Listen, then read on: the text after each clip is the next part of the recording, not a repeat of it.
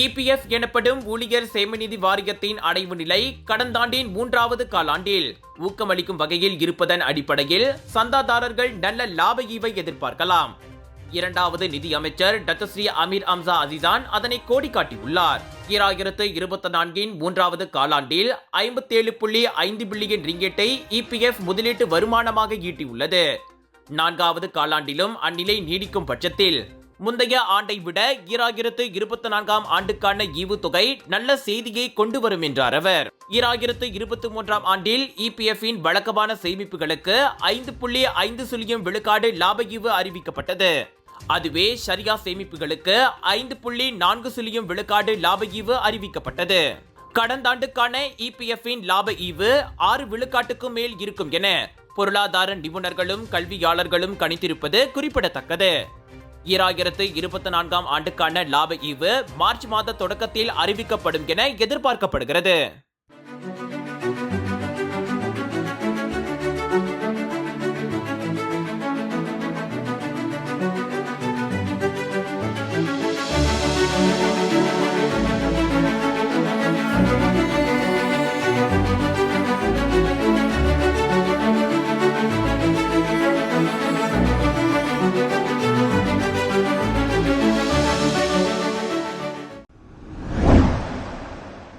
Selangor கில்லானில் உள்ள Taman Sentosa தற்போது நகர் அந்தஸ்தை பெற்றுள்ளது. மொத்த மக்கள் தொகை 1 லட்சம் பேரை நெருங்கியுள்ளது உட்பட சில நிபந்தனை அம்சங்களை பூர்த்தி செய்திருப்பதை அடுத்து தாமான் சென்தோசா நகரமாகியுள்ளது. கில்லான் நகர் மேயர் டத்தோ அப்துல் அமீத் உசேன் அதனை அறிவித்தார். 2023 முதல் பல்வேறு கூட்டங்களையும் பல அரசு நிறுவனங்களுடன் இணைந்து ஆய்வுகளையும் நடத்தியதில் அம்முடிவு எடுக்கப்பட்டது. நகரின் தோற்றத்தை மாற்ற 2025-2035 சென்தோசா 10 ஆண்டு கால செயல் திட்டமும் உருவாக்கப்பட்டுள்ளது. சொத்து மதிப்பை உயர்த்தி பொருளாதார மற்றும் முதலீட்டு வாய்ப்புகளை அதிகரிப்பதே அதன் நோக்கமாகும். சென்தோசா நகர் மென்மேலும் வளர அனைத்து திட்டங்களும் படிப்படியாக நிறைவேற வேண்டும்.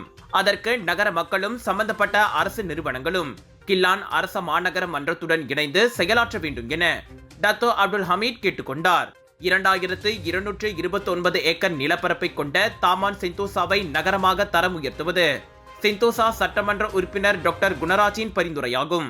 அதற்கு அவர் எடுத்துக்கொண்ட முயற்சிகளை பாராட்டுவதாக கில்லான் மேயர் தனது உரையில் கூறினார். இந்த பண்டார் சென்தோசா ஒரு பழைய குடியிருப்பு பகுதியாகும். அதன் எல்லையானது 1963ஆம் ஆண்டிலிருந்து பத்து அம்பாட் தோட்டத்தின் அசல் எல்லையிலிருந்து கணக்கிடப்பட்டது. ஆண்டிலிருந்து அது கண்டு வரும் மாற்றமும் வளர்ச்சியும் நகர அந்தஸ்துக்கு உயர ஒரு காரணம் என டத்தோ அப்துல் ஹமீத் புகழ்ந்தார். ஜோஹர் ஸ்கூடாய் நோக்கி பயணமான காரொன்று நேற்று அதிகாலை 5 மணிக்கு பிளஸ் நெடுஞ்சாலையில் தீப்பற்றியதில் அதன் ஓட்டுநர் உடல் கருகி மாண்டார். அந்நெடுஞ்சாலையின் வலப்பக்க பாதையில் சென்று கொண்டிருந்த அந்த ஹோண்டா சிட்டி கார் 5.5வது கிலோமீட்டரில் தீப்பிடித்தது. உடனடியாக காரை சாலை தடுப்பு இரும்போரமாக ஓட்டுநர் நிறுத்தினார். ஆனால் கதவை திறந்து வெளியேற முடியாததால் காருக்குள்ளேயே அவர் சிக்கிக் கொண்டார். தகவல் கிடைத்து வந்து சேர்ந்த தீயணைப்பு படையினர் தீயை அணைக்க போராடிய போதும் அவரை காருக்குள்ளிருந்து மீட்க முடியாமல் போனது. இதனால் அவ்வாடவர் காருக்குள்ளேயே உடல் கருகி மாண்டார்.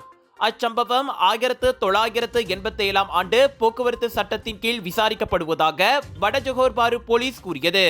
விலையோ மலிவு, செலவோ குறைவு, தரமோ உயர்வு, மனமோ நிறைவு. மக்களின் தேர்வு என்ரிகோஸ் முழு ஆடை சத்துள்ள பால்மாவு.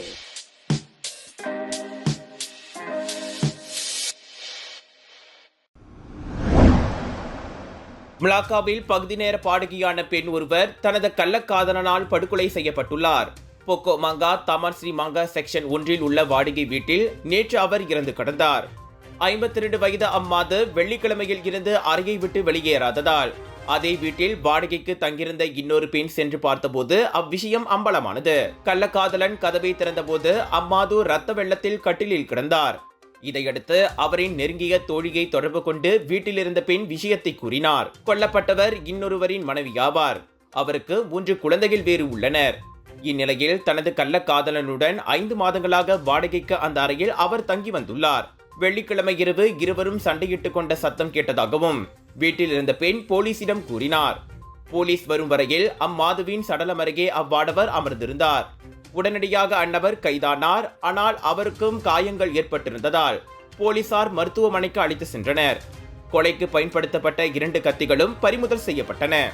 உங்கள் சிறந்த ஆரோக்கியத்திற்கு அளவான எண்ணெயுடன் சிறந்த முறையில் தயாரிக்கப்பட்ட சைவம் அசைவத்திற்கும் பொருந்தும் சூப்பர் ஊறுகாய், பச்சை கொடி சிவப்பு மீன் சின்னம் கொண்ட ஸ்ரீ மீனாட்சி ஊறுகாய்.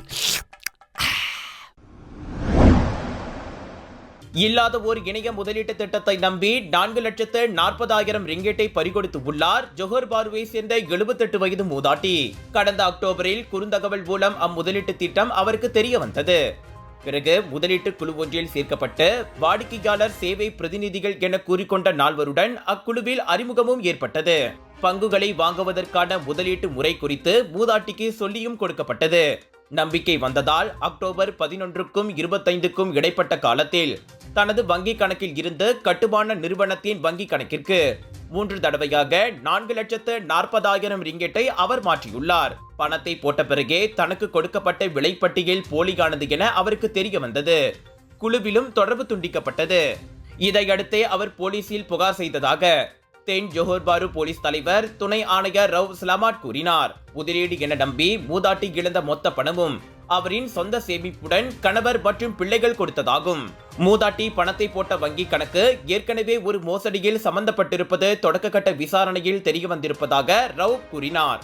ஒரு லொகேஷன் 10 ஃபெஸ்டிவல்ஸ், 100க்கும் அதிகமான பிரபலங்கள், 200க்கும் அதிகமான பூத்கள், 1000க்கும் அதிகமான போட்டியாளர்கள், 1,00,000 வாடிக்கையாளர்கள்.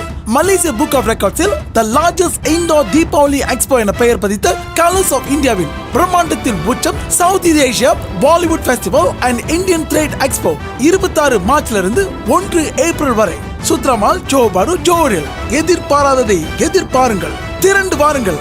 Let's create lasting memories. தாய்லாந்தின் யாலா மாகாணத்தில் பேரங்காடி அருகே குண்டு வெடித்ததில் 7 போலீஸ்காரர்கள் உட்பட 23 பேர் காயமடைந்தனர். உள்ளூர் நேரப்படி நேற்றிரவு 8:20 மணிக்கு குண்டு வெடித்தது.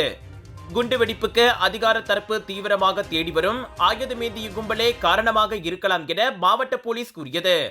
சம்பவத்தின் போது 2 வாகனங்களில் போலீஸ்காரர்கள் ரோந்து பணியில் ஈடுபட்டிருந்தனர். அவர்களின் வாகனங்கள் பேரங்காடியை அடைந்ததும் அங்கு மறைத்து வைக்கப்பட்டிருந்த தொலைதூர கட்டுப்பாட்டு கருவி மூலம் அக்குண்டு வெடிக்கப்பட்டது. காயமடைந்த 7 போலீஸ்காரர்களும் 16 பொதுமக்களும் சிகிச்சைக்காக மாவட்ட மருத்துவமனையில் அனுமதிக்கப்பட்டுள்ளனர். தென் தாய்லாந்தில் நீண்ட காலமாக நீடித்து வரும் மோதல்களுக்கு தீர்வு காணும் வகையில் முன்னாள் பிரதமர் தக்ஷின் ஷினாவத்ரா அங்கு வருகை மேற்கொள்வதற்கு முதல் நாள் குண்டு வெடித்துள்ளது. ஆசியான் தலைமையின் அதிகாரப்பூர்வமற்ற ஆலோசகராக நியமிக்கப்பட்ட பிறகு தக்ஷின் அப்பகுதிக்கு மேற்கொள்ளும் முதல் பயணம் இதுவாகும். அதோடு 2006இல் தனது ஆட்சி கவிழ்க்கப்பட்டு சுமார் 20 ஆண்டுகள் கழித்து அவர் அங்கு செல்கிறார். எங்க வீட்ல எல்லாரும் தினமும் காலையில ரெயின் ஆயில் வெர்ஜின் கோகனட் ஆயில குடிக்கிறோம். நீங்களும் தினமும் ரெயின் ஆயில் வெர்ஜின் கோகனட் ஆயில குடிங்க. எப்பவுமே புத்துணர்ச்சியோட இருங்க. ஒவ்வொரு பொழுதும் ரெயின் ஆயுருடன் தொடங்குங்கள்.